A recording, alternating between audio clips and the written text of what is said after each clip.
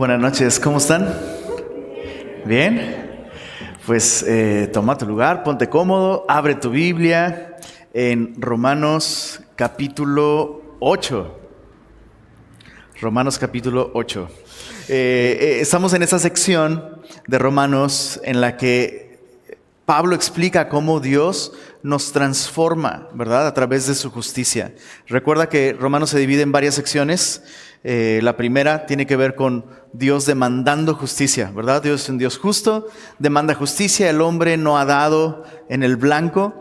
Y la siguiente sección vimos que Dios otorga su justicia por medio de la fe en Cristo, ¿verdad? Pero ahora estamos considerando cómo luce la vida de una persona que acepta esa justicia que Dios ofrece a través de Jesús.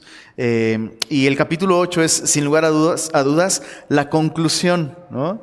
La conclusión. ¿Cómo luce la vida de una persona que ha aceptado esa justificación por fe? Pues es una vida transformada, ¿verdad? Es una vida transformada. No una vida perfecta, ¿verdad? Pero sí una vida transformada. Y Romanos capítulo 8 está lleno de consuelo, de esperanza, de seguridad para nosotros como creyentes. Y me gustaría pues comenzar orando a Dios y pidiéndole que nos hable a través de su palabra. Sin que te duermas, cierra tus ojitos tantito. Mi Señor, gracias por esta oportunidad, este regalo. El poder reunirnos, el poder abrir tu palabra, Señor. No queremos desaprovechar esta oportunidad. No queremos entrar a tu presencia o pasar de largo así, Señor, distraídos o enfocándonos en otras cosas, Señor. Queremos rendir nuestro corazón ante ti. Y, Señor, este es un capítulo precioso. Por favor, abre nuestros corazones a tu palabra, Señor. Permite que nuestros corazones ardan mientras tú nos abres el entendimiento para entender y para comprender tu palabra esta noche. Y pedimos esto en el nombre de Jesús. Amén. Amén. Bueno, uno de los rasgos de la vida transformada, cuando Dios comienza a obrar en tu vida y Dios te ha dado esta justificación en Cristo, curiosamente, uno de los efectos es que comienzas a ver tu verdadera condición, ¿verdad?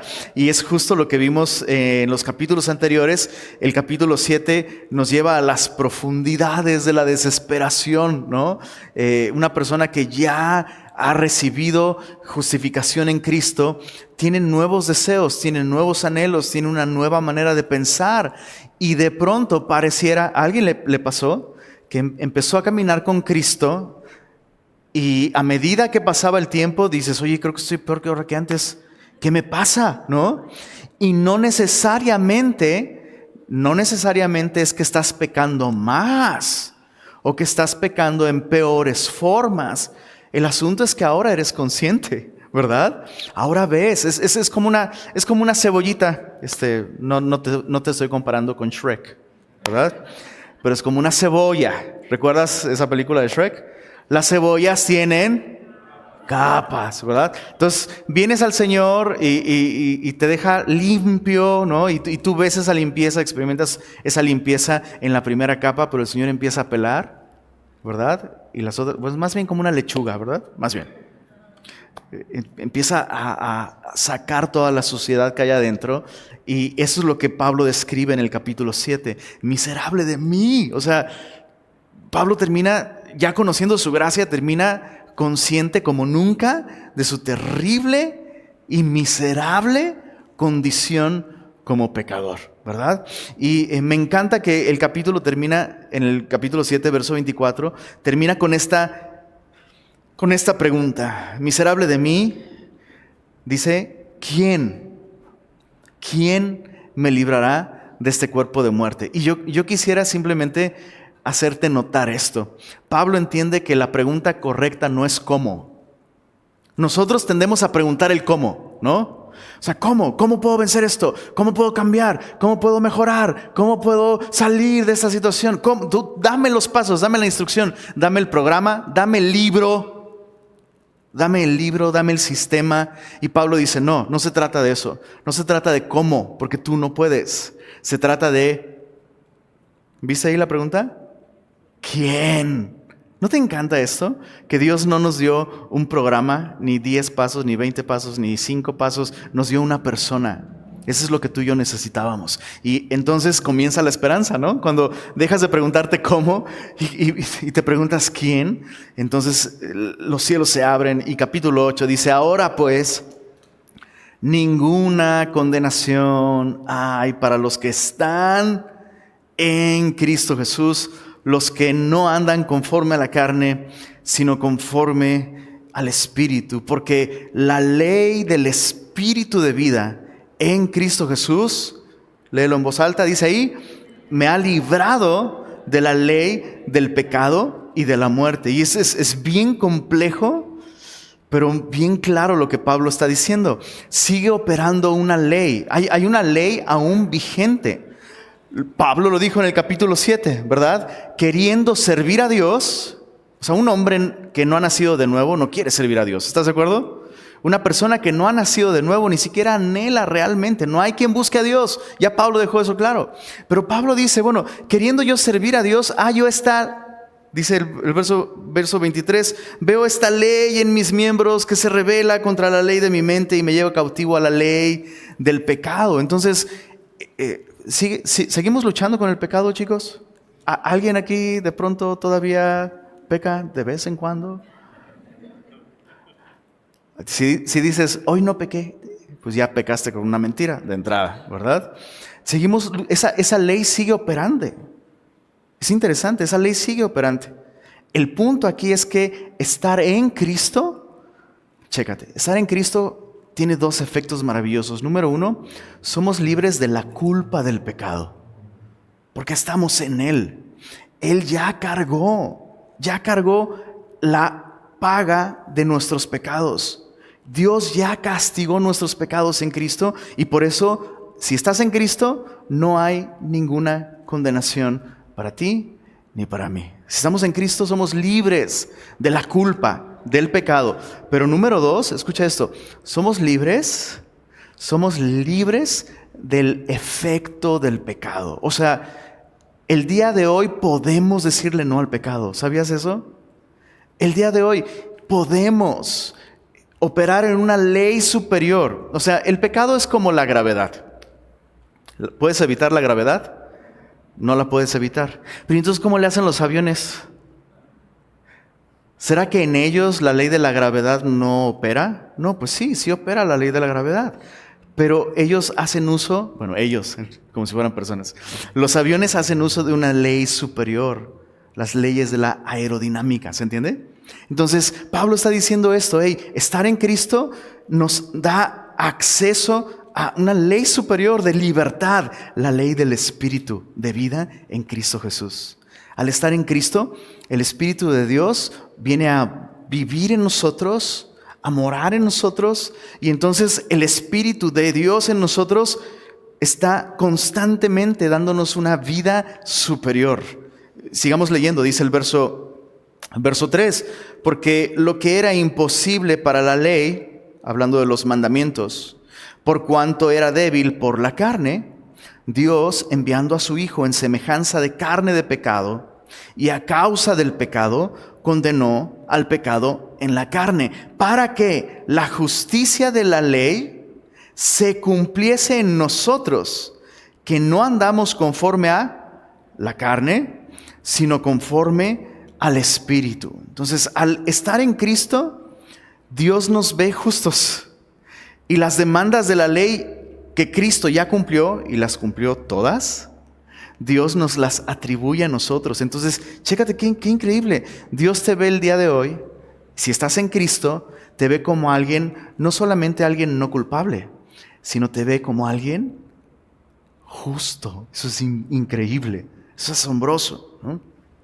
Y luego dice el verso 5, porque los que son de la carne piensan en las cosas de la carne, pero los que son del Espíritu en las cosas del Espíritu. Porque el ocuparse de la carne es muerte, pero el ocuparse del Espíritu es vida y paz. Entonces, estar en Cristo, al estar en Cristo, el Espíritu de Dios viene a vivir en nosotros. La justicia de Cristo está presente en nosotros por medio de ese Espíritu, pero además una nueva vida, una vida espiritual. Verás, la Biblia nos enseña que Dios creó al hombre a su imagen y a su semejanza. Y eso significa, bueno, muchas cosas. Pero una de las cosas que significa es que nosotros, como Dios, somos una persona, ¿verdad? Que tiene, digamos, como que 3 dimensiones, ¿verdad? Así como Dios es uno, pero son 3 personas: Padre, Hijo y Espíritu. Y tú y yo tenemos, por lo menos, al menos lo que la Biblia nos enseña, tenemos cuerpo, tenemos alma y tenemos espíritu, ¿verdad? Dios creó al hombre así. Pero el pecado lo que hizo fue literalmente traer muerte espiritual a nosotros. Entonces todos los hijos de Adán y Eva nacieron con vida biológica, su cuerpo, nacieron con vida emocional, ¿no? El alma, la voluntad, los sentimientos, pero nacimos muertos espiritualmente. ¿Se entiende? Entonces Dios creó al hombre como un ser espiritual con cuerpo. El diseño original es que el hombre era gobernado por la vida espiritual. El espíritu es el que tiene la capacidad de relacionarse con Dios. Por eso Jesús dijo: lo que es nacido de la carne, pues carne es, ¿no? Lo que es nacido del espíritu, espíritu es. Necesitas nacer de nuevo. Se refiere a esto. Cuando estamos en Él, cuando venimos a Cristo, nacemos espiritualmente. Antes de eso, ¿qué nos gobernaba? Los deseos de la carne, ¿verdad? Si el cuerpo lo pide, vivíamos por la teología de Macarena. Dale a tu cuerpo, si te la sabes, bro. Salmo 151, no es cierto. Dale a tu cuerpo alegría, que el cuerpo es para darle a ver la seguridad de la salvación. Vivíamos por esa ley, ¿no? Honestamente, ¿eso es distinto a cómo viven los animales? Pues no, la verdad es que no. El animal quiere comer, pues mata, ¿no? Quiere reproducirse, lo hace. Y nosotros, antes de Cristo, podemos cultivar, ¿no?, nuestro intelecto y demás, pero no hay vida espiritual. En esencia, vivimos gobernados por nuestra carne. Pero ahora, lo que Pablo está explicando es que ahora, en Cristo, tú y yo tenemos vida espiritual. Pero, escucha esto. Tú y yo no podemos producir esa vida espiritual, pero estamos llamados a escoger vivir de acuerdo a ella. ¿Cuántos aquí vinieron a Cristo alrededor de sus 18 años? Mira. O bueno, antes de los 18. ¿Quiénes vinieron a Jesús antes de sus 18? Uy, qué envidia. ¿Cuántos vinieron a Jesús entre los 20 y los 30? Híjoles, pues sí. ¿Entre los 30 y 40? ¡Wow! Entre más grande uno es más difícil venir al Señor, ¿verdad? ¿Estás de acuerdo? Es más difícil. Pero aparte, es más difícil comenzar a caminar en el Señor. ¿Por qué? Porque aquellos que vinieron a Cristo a sus 18 años, pues estuvieron 18 años entrenándose de acuerdo a la carne, ¿no? Pero pues uno, ¿qué culpa tiene, no? O sea, uno ya con más tiempo viviendo sin Cristo, la carne está como entrenada, ¿se entiende? Y ahora en Cristo ya tenemos vida espiritual, pero ahora tú y yo tenemos que constantemente, conscientemente aprender a vivir en esa nueva forma de vida. ¿Se entiende? O sea, eso no va a suceder automáticamente. Por gracia hemos recibido esa vida, pero ahora tú y yo tenemos que voluntariamente vivir de acuerdo a esa vida. Y ahí está en el verso 6, ocuparse de la carne es muerte, pero el ocuparse del Espíritu es vida y paz. La palabra ocuparse significa modo de pensar. Modo de pensar. O sea, ocuparse de la carne significa pensar como siempre pensábamos, ¿no? En nuestros términos en los que siempre pensábamos. Pero ahora como cristianos tenemos una nueva vida que nos otorga una nueva mentalidad. Verso 7 dice, por cuanto los designios, es la misma palabra que ocuparse, los designios de la carne la manera de pensar de la carne es enemistad contra Dios, porque no se sujeta a la ley de Dios, ni tampoco puede sujetarse. Y los que viven de acuerdo a la carne, no pueden agradar a Dios. Mas vosotros no vivís según la carne, sino según el Espíritu, si es que el Espíritu de Dios mora en ustedes. Y si alguno no tiene el Espíritu de Cristo, es así de sencillo, no es de Él. Yo quiero que medites esto por un momento, por favor. O sea, siempre insistimos en esto, pero como dice el pastor Ibert Cruz, no está de más repetirlo, no está de más repetirlo, no está de más repetirlo, ¿verdad? No hay suficiente cantidad de asistencia a la iglesia y de lectura bíblica y de memorización y de información que te hagan nacer de nuevo. O sea, congregarse es algo bueno, leer la Biblia es algo bueno, discipularse es algo bueno, pero es solamente cuando pones tu confianza en Cristo que naces de nuevo y que el Espíritu Santo viene a vivir dentro de ti. Eso sucede por gracia. Eso no lo vas a producir tú, ¿se entiende? Y hasta que eso no suceda, puedes ser un congregante fiel, pero no nacido de nuevo. Y mientras eso no suceda, vas a vivir frustrado. Vas a vivir una de dos, o una vida de frustración y de condenación porque no logras ver esa vida en ti, o te vas a volver súper religioso y vas a fingir, ¿verdad? Y vas a pintar tu fachada, ¿no? Y buenos días, hermano, ¿cómo está? ¿No?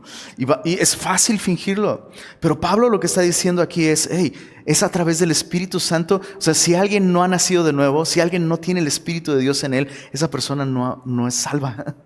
Esa persona no es cristiana. Esa persona no puede vivir la vida libre, ¿verdad?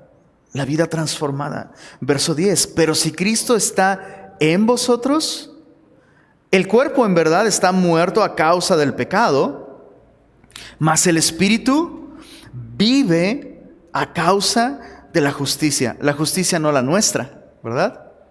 Sino la justicia de Cristo es lo que nos hace pues acreedores a la vida espiritual. Verso 11, y si el Espíritu de aquel que levantó de los muertos a Jesús mora en ustedes, el que levantó de los muertos a Cristo Jesús vivificará también vuestros cuerpos mortales por su Espíritu que mora en vosotros. Entonces, algunos sugieren que Pablo está hablando aquí de que la vida del Espíritu Santo es capaz de transformar los hábitos de nuestra carne, ¿no? Y creo que eso es posible. Creo que eso es posible. ¿Me balconeo o no me balconeo? No, siempre me balconeo yo. Pero voy a balconear a mi pastor. Bueno, él se ha balconeado solito. Mi pastor tuvo problemas de adicción con las drogas por muchos años.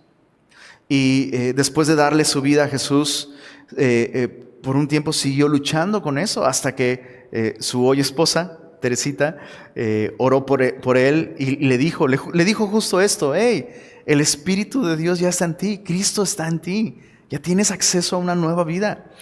Créelo, o sea, ya es así. Y lo que hizo mi pastor fue orar y decir: Señor, pues si es cierto que estás en mí, por favor, obra en mi cuerpo. Y lo más sorprendente sucedió: esa dependencia incluso física desapareció, ¿verdad? Desapareció. Hay algunos que sugieren que está hablando de eso.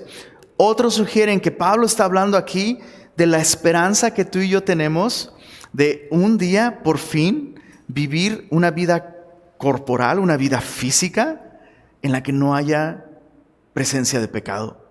¿Cuál de las dos es? Yo pienso que las dos. El Señor puede el día de hoy literalmente darnos un poder sobrenatural que nos lleva a rebasar las limitaciones de nuestra carne caída, ¿no? De nuestra carne entrenada a pecar. Ahora podemos desarrollar nuevos hábitos, pero además tenemos la esperanza de un cuerpo glorificado. ¿No te parece maravilloso eso? Imagínate el día en el que tengamos esa experiencia física, corporal, sin estas demandas pecaminosas de nuestra carne, de nuestro cuerpo. Eso es increíble, increíble. ¿Y por qué es importante esto? Porque nuestro cuerpo importa. Lo que hacemos con nuestro cuerpo es muy importante. De hecho, Pablo lo va a abordar ese tema en Romanos capítulo 12. Cuando Pablo diga que presentemos nuestros cuerpos en sacrificio vivo, santo y agradable a Dios. Entonces, tú y yo podemos tener una experiencia con la santidad, una experiencia tan real como lo que hacemos con nuestros cuerpos, ¿verdad? Ese poder está disponible para ti, para decirle no a ese hábito, para decirle no a esa manera de hablar, para decirle no a esa manera de usar tus manos, de usar tus ojos, de usar tu voz, para decirle no a esa cuarta dona de Krispy Kreme, ¿verdad? Dios nos ha dado su espíritu y podemos, dependiendo del poder de su espíritu, podemos vencer esos hábitos. Eso es maravilloso. Somos libres, ya no tenemos que decirle que sí a esos hábitos que nos destruyen. Bueno, verso 12, fíjate la conclusión. Ese es un lenguaje que nos lleva a una conclusión. Así que, ¿verdad? Ya que en Cristo no hay condenación para nosotros, ya que en Cristo tenemos acceso a una nueva ley, la ley del Espíritu, que nos da acceso a nuevos recursos espirituales. Deudores somos, dice aquí el verso 12. Sí, los regios son así incapacitados físicamente de leerlo. No lo quiero leer. Tranquilo, no se refiere al ribeye y a todas esas cosas ricas. Se refiere a nuestra naturaleza caída. Deudores somos no a la carne para que vivamos conforme a la carne. ¿Te diste cuenta a quién se lo está diciendo esto? Verso 12 dice, así que, hermanos, ¿le está hablando a cristianos? ¿O será que Pablo tendría la costumbre que tienen hoy muchos, hoy en día, muchos cristianos le llaman hermano a todo mundo? No lo hagas, por cierto, ¿eh? No lo hagas. Pablo le está hablando a personas que ya han nacido de nuevo y les llama hermanos. Entonces, esto es para ti y para mí. Leamos con mucha atención. Así que, hermanos, deudores somos no a la carne, para que vivamos conforme a la carne, porque si vivís conforme a la carne, ¿qué dice? ¿Se lo está diciendo a cristianos? ¿Qué significa eso? ¿Significa que podemos perder la salvación? No, no está hablando de la muerte eterna, porque el verso 1 ya nos dijo, ninguna condenación hay para los que están en Cristo Jesús. Entonces, ¿a qué se refiere con que si vivimos conforme a la carne, moriremos? Bueno, el mejor ejemplo es el pueblo de Israel. Dios los saca de Egipto, ¿verdad? Eran esclavos y ahora Dios ha intervenido en sus vidas y son libres, ya son libres. Y Dios los lleva, Dios les ha dado recursos, les ha dado su gloria, les da maná, ¿no? Les da agua de la roca, toda esa vida espiritual está ilustrada ahí. Y lo hace para llevarlos a la vida plena que Él tiene para ellos, ¿verdad? La tierra prometida, recuerda que no es un símbolo del cielo. La tierra prometida es un símbolo de la vida en el Espíritu. Pequeño fun fact. Este capítulo menciona al Espíritu Santo por lo menos 18 veces. Interesante, interesante. Entonces, el pueblo ya es libre, ya salió de Egipto. ¿Y qué pasó con el pueblo? Murió en el desierto. Y muchos cristianos, híjoles, no sé si incluirme. Al menos por temporadas muchos cristianos vivimos así. Ya no estamos en Egipto, ¿no? Ya somos libres, ya Cristo nos salvó, pero no estamos en esa plenitud del Espíritu, ¿verdad? Y seguimos así, pues vagando en el desierto, dejando que nuestras tendencias pecaminosas estorben nuestra relación con Dios, nuestro caminar con Dios. Y repito, no está hablando aquí de muerte eterna, pero ¿cuántos cristianos ven morir su relación con el Señor? ¿Cuántos cristianos ven morir su ministerio, su misión, su propósito, su don espiritual, su matrimonio, sus relaciones, en fin, su testimonio incluso, ¿no? Y Pablo nos está haciendo esta advertencia. Chicos, tomemos esta advertencia muy cerca de nuestro corazón. No asumamos que esto no aplica para nosotros, porque Pablo lo está diciendo. Puedes ya ser libre en Cristo y no hay condenación para ti, pero si sigues escogiendo vivir de acuerdo a tu carne, pues vas a morir, bro. Vas a morir. Mas si por el Espíritu haces morir las obras de la carne, vivirás. Repito, Pablo no está enseñando que nos ganamos la salvación con disciplinas espirituales. Pablo está diciendo que la disciplina espiritual de depender del Espíritu nos va a llevar a disfrutar la vida victoriosa que Cristo ya compró para nosotros en la cruz. Verso 14, porque todos los que son guiados por el Espíritu de Dios, estos son hijos de Dios. Pues no habéis recibido el espíritu de esclavitud para estar otra vez en temor, sino que habéis recibido el espíritu de adopción por el cual clamamos, Abba, Padre. Eso es lo que Cristo hizo para nosotros. Pagar el precio para que su espíritu venga a vivir en nosotros. Y ahora Dios, fíjate qué cambio tan maravilloso, ¿no? ¿Cómo comenzó el libro de Romanos? Presentando a Dios como un juez justo, ¿verdad? Que ya dictó sentencia y esa sentencia no nos conviene a ti y a mí. Pero ese juez justo entregó a su Hijo y ahora Dios ya no es nuestro juez, Dios es nuestro papá. Es increíble, eso es bellísimo. Verso 16, el Espíritu mismo da testimonio a nuestro espíritu de que somos hijos de Dios. Yo quiero preguntarte esto. ¿Tienes esa seguridad en tu corazón el día de hoy? O sea, si tú eres honesto contigo, bien honesto, el día de hoy miras al cielo y sabes que tu Padre te está viendo con amor, con aprobación, con anhelo. ¿Estás en tu corazón seguro de que Él es tu papá porque su espíritu vive en ti? A veces, es bueno instruir a los nuevos creyentes en las verdades bíblicas que los aseguran, ¿verdad? En la gracia y en la salvación.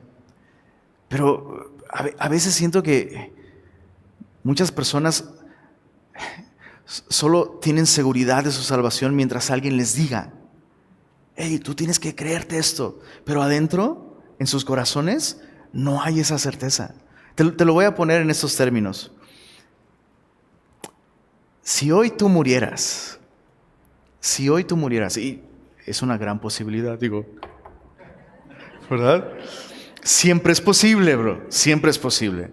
Pero si hoy tú murieras, ¿morirías en paz, bro? ¿Morirías incluso con el gozo de saber que me voy a casa, me voy con mi papá? O sea, bro, me voy con mi papá, ¿qué cosa mejor que eso? Porque si esa seguridad no está en ti, solo quiero recordarte esto. Esta seguridad no la puedes conseguir en ningún lado, con ningún ritual, con ninguna cantidad de espiritualidad. Esta seguridad solo la puedes conseguir si vienes a Cristo, ¿verdad? Si estás en Cristo. Bueno, continuamos leyendo, dice el verso 17. No solo eres hijo de Dios si estás en Cristo. Verso 17 dice, ¿y si son hijos? ¿Son también? ¿Qué onda? O sea, ¿sabías que tú estás esperando una herencia, bro? Eso es increíble. Hay suficiente gracia como para no solamente salvarnos, sino reservar para nosotros una herencia. Somos herederos de Dios y coherederos con Cristo, si es que padecemos juntamente con Él, para que juntamente con Él seamos glorificados. Pues tengo por cierto que las aflicciones del tiempo presente no son comparables con la gloria venidera que en nosotros ha de manifestarse. Me encanta porque Pablo dice, mira, sigue funcionando el pecado en el mundo, ¿verdad? Y seguimos nosotros luchando con el pecado, ¿no? En nuestra propia carne, pero hay una nueva ley, una nueva vida en nosotros que nos eleva, ¿no? Y nos permite disfrutar de una relación con Dios y nos da la victoria. Pero además de eso, el pecado está operando en el mundo y eso genera dolor, genera aflicción, genera injusticia y sufrimos cosas, ¿no? O sea, todo el tiempo estamos sufriendo las consecuencias de vivir en un mundo caído. Pero aún para eso hay esperanza. Me encanta cómo Pablo nos lleva a considerar esto. Dice, tengo por cierto que las aflicciones del tiempo presente no se comparan con la gloria venidera que en nosotros ha de manifestarse. Porque el anhelo ardiente de la creación es el aguardar la manifestación de los hijos de Dios. Porque la creación fue sujetada a vanidad, no por su propia voluntad, sino por causa de aquel que la sujetó en esperanza. Porque también la creación misma será libertada de la esclavitud de corrupción a la libertad gloriosa de los hijos de Dios. ¿Qué significa esto? Lo que hemos estado estudiando en domingos, ¿verdad?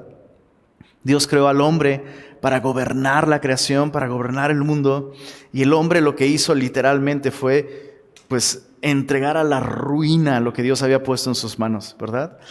O sea, la razón por la que el mundo es como es porque el hombre es pecador, ¿no? El mundo cayó junto con su rey, el hombre, y la creación está esperando, ¿no? Esta manifestación gloriosa de los hijos de Dios glorificados. Verso 22 dice, porque sabemos que toda la creación gime a una, y a una está con dolores de parto hasta ahora. Y no solo ella, sino que también nosotros mismos, que tenemos las primicias del Espíritu, esta vida espiritual que ya está en nosotros, ¿no? Solamente es una probadita de todo lo que está por venir. Dice, pero nosotros, aún con esta vida ya en nosotros, también gemimos dentro de nosotros mismos, esperando la adopción, la redención de nuestro cuerpo. Porque en esperanza fuimos salvos, pero la esperanza que se ve, pues no es esperanza, porque lo que alguno ve, ¿a qué esperarlo? Pero si esperamos lo que no vemos, con paciencia lo aguardamos. Es como un juego de palabras, pero lo que Pablo está diciendo es que aún en medio del sufrimiento, de hecho, el mismo sufrimiento que tú y yo experimentamos en este mundo caído, acentúa la esperanza que tú y yo tenemos. O sea, para alguien que ha nacido de nuevo, las aflicciones del tiempo presente no solo no lo desaniman, no estoy diciendo que no te duela alguna situación difícil o que de pronto no te saque de onda, pero si tú y yo hemos nacido de nuevo, todas esas aflicciones son como dolores de parto, bro. Ahora, una mamita que está a punto de dar a luz puede sufrir muchísimo, pero tiene una gran esperanza, ¿verdad? Sabe que su dolor tiene un propósito y que su dolor, de hecho, entre más grande es el dolor, significa que una vida nueva está a punto de estar en sus brazos. Y eso es para ti y para mí. A medida que las cosas se ponen peor incluso en el mundo, y no te quiero desanimar, pero las cosas se van a poner peor. Pablo dice, para nosotros eso acentúa esta esperanza. Cuando Pablo habla de la esperanza, está hablando de un tipo de esperanza muy específico. Está hablando de esperar con anhelo. No es esta espera así de, pues a ver a qué hora, ¿no? Sino es esta espera de cuando echas la carnita asada y dices, ¿qué onda? Ya está. O sea, ya lo ves, ya lo hueles, ¿no? Y sabes que solamente es cuestión de tiempo y lo que viene será maravilloso. Continúa diciendo Pablo en el verso 26.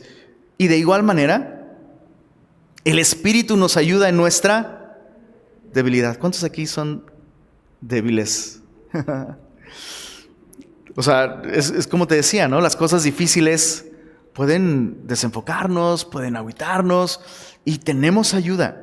En nuestra debilidad, el Espíritu nos ayuda. Pues, ¿qué hemos de pedir como conviene? No lo sabemos, pero el Espíritu mismo intercede por nosotros. ¿Qué dice ahí? ¿Te diste cuenta que se mencionan tres sujetos que gimen en esta sección? La creación entera gime con dolores de parto. Y luego dice Pablo, y nosotros también. ¿Y qué crees, bro? Eso está brutal. Eso está brutal. El Espíritu mismo gime. Está hablando de este suspiro, este anhelo, este deseo no cumplido aún. Y ¿sabes? Me mata esto. Me mata porque yo a veces pienso, bueno, Señor, pues tú estás allá en los cielos muy cómodo siendo Dios, ¿no? Y uno está sufriendo por acá, pero la Biblia me presenta un Dios que tiene este anhelo no cumplido, bro. De hecho, en otra porción de la Biblia, Pablo nos habla de cómo el Espíritu que Dios ha hecho morar en nosotros nos anhela celosamente. O sea, Dios desea traer a su plenitud esta vida nueva que hoy disfrutamos solamente como en primicias. ¿Se entendió? Entonces el Espíritu mismo está gimiendo, está anhelando con gemidos indecibles. Algo importante, no está hablando aquí del don de lenguas, porque para usar el don de lenguas tienes que decir cosas, ¿no? O sea, es un don de lenguas, tienes que orar, tienes que decir cosas. Pero aquí está hablando de gemidos, no de palabras, y además son indecibles, no puedes articularlo, ¿no? ¿Te ha pasado eso alguna vez? Que estás buscando al Señor y de pronto hay un anhelo en tu corazón que no lo puedes decir con palabras, no puedes ni decir Señor, no puedes hablar, solo hay esa intención. Ese es el Espíritu Santo. Dice, el Espíritu mismo intercede por nosotros con gemidos indecibles, mas el que escudriña los corazones sabe cuál es la intención del Espíritu, porque conforme a la voluntad de Dios intercede por los santos. Entonces fíjate, estando en Cristo tenemos acceso a esta vida espiritual, ¿no? Que nos ayuda en momentos de debilidad, afirma nuestra esperanza, orienta nuestros deseos a las cosas por venir. Pero ¿y mientras qué? Y mientras, o sea, sigo sin sacar para la renta del mes. O sea, ¿en qué me ayuda eso el día de hoy? Sigo teniendo esa situación con mi hijo, ¿no? Esa situación en el trabajo. Bueno, fíjate el verso 28. Y sabemos que a los que aman a Dios, todas las cosas les ayudan a bien. ¿Cuántas? ¿Y si te corrieron del trabajo? ¿Y si hablaron mal de ti? ¿Y si, como el video ese viral, no choqué, me chocaron? ¿Y si te dieron un diagnóstico que no está chido? Mi Biblia dice, sabemos. No dice quisiéramos, declaramos por fe. No, Pablo dice, sabemos que a los que aman a Dios, todas las cosas les ayudan a bien. Ahora, ¿qué significa que todas las cosas nos ayuden a bien? Porque nuestras interpretaciones pueden ser bien superficiales, ¿no? Luego usamos estas frases como si fueran versículos, les llamo perversículos, ¿no? Libro de los Soberbios, Carta a los Hebrios, ¿no? Capítulo 1, verso 1. Cuando Dios cierra una puerta, ¿te lo sabes? ¿Cómo va? Yo me sé una versión más chida. Cuando Dios cierra una puerta, abre una ventana. No, es como, ay, hijo, mano. ¿Será que eso significa? Todas las cosas nos ayudan a bien. Pues mira, me corrieron, pero me dieron un trabajo mejor. Porque todas las cosas nos ayudan a bien. No, bro. Significa que aún si las cosas se ponen aún peor, ayudan a lo que verdaderamente es el bien para ti. Pregunta, ¿qué es realmente el bien para ti y para mí? Aquí nos lo dice, leámoslo. Verso 28. Esto es, a los que conforme a su propósito son llamados, porque a los que antes conoció, también los predestinó para que fuesen hechos, ¿qué dice ahí, perdón? Conformes a la imagen de su Hijo. Esto es el bien para ti y para mí, bro. Este es el bien para ti y para mí. Eso es lo que significa que todas las cosas nos ayudan a bien.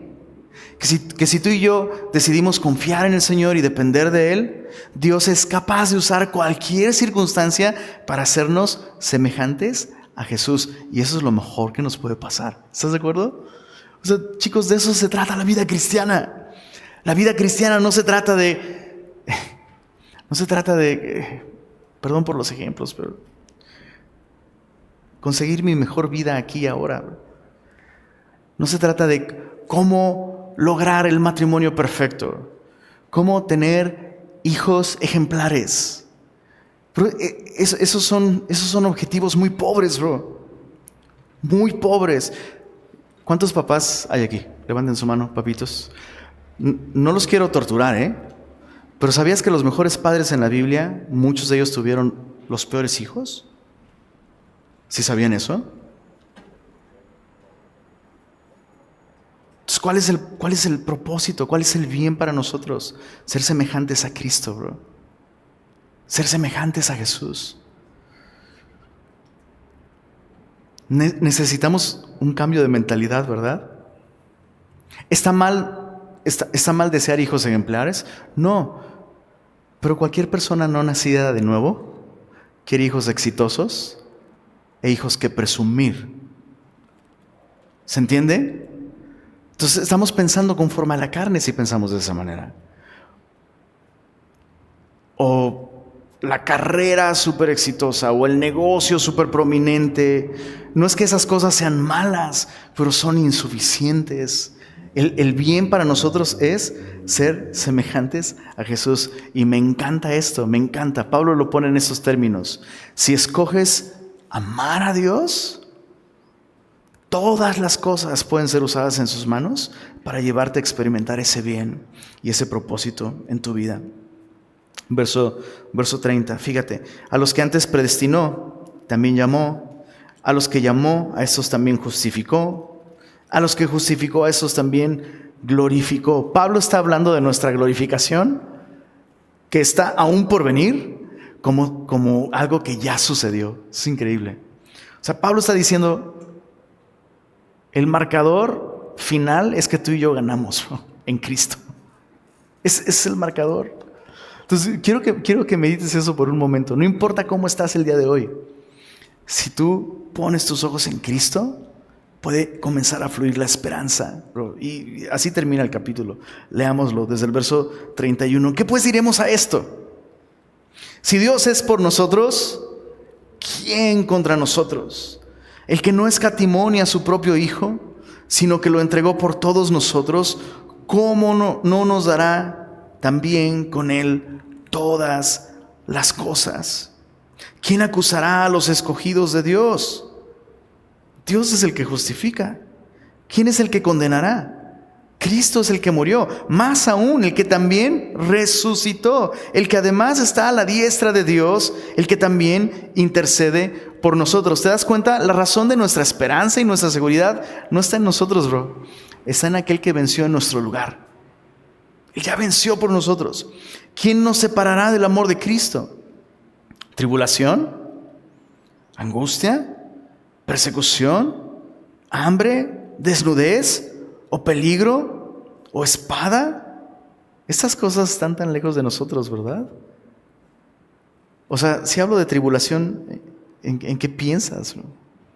Se me ponchó una llanta en Paseo de los Leones, ¿no? Mi tribulación del año, ¿no?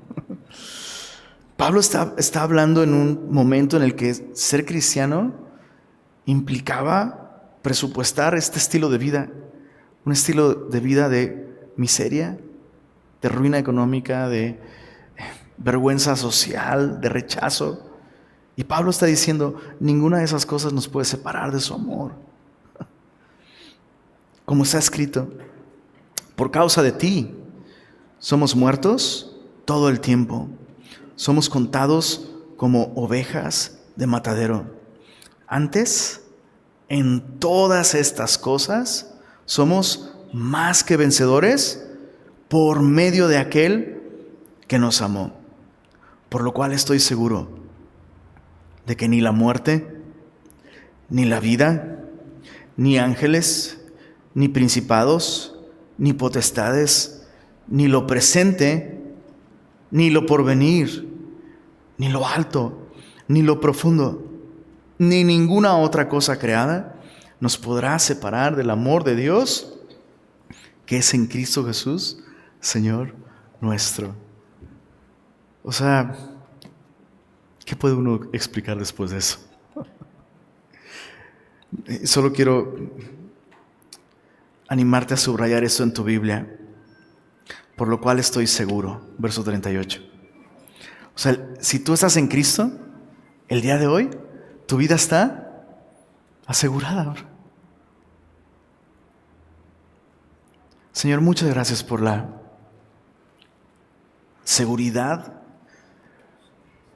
que nos das cuando volvemos los ojos a ti. No solo ya no hay condenación para nosotros, Señor, todos nuestros pecados fueron pagados, pero además, Señor, nos has dado la libertad de tu Espíritu. Podemos mirar al cielo y relacionarnos contigo como nuestro Padre amoroso.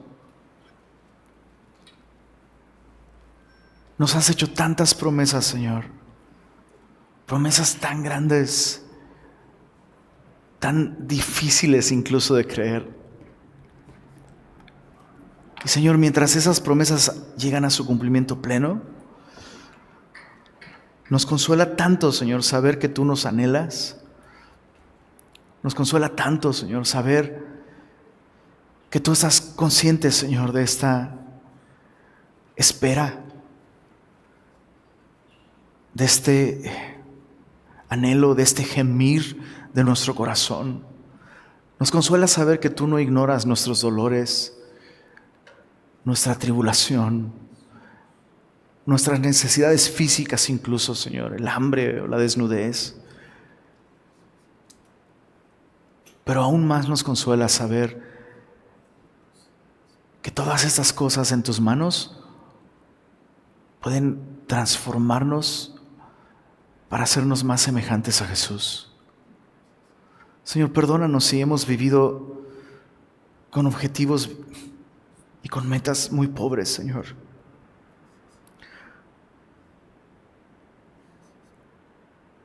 No queremos vivir conforme a la carne, Señor, deseando y anhelando y persiguiendo lo que cualquier persona que no ha nacido de nuevo persigue, Señor.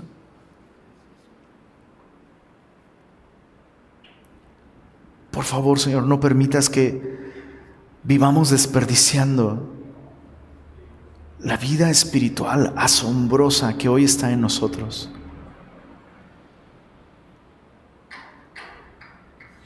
Señor, derrama de tu Espíritu en nosotros. Te invito a que te pongas de pie y pide al Señor que te llene de su Espíritu. Señor,